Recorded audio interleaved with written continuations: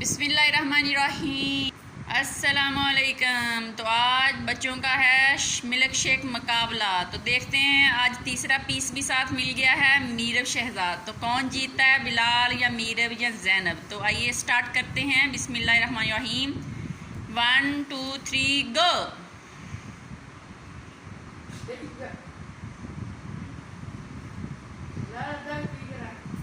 Good. Meerab Zainab first आई। अब देखते हैं बिलाल और मीरब का मुकाबला यारी है।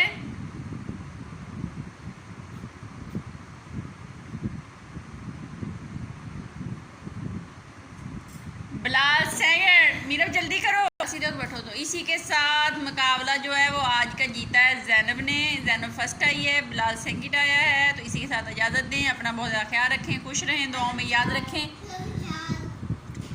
तो तब तक के लिए इजाज़त दें। अल्लाह हाफिज़।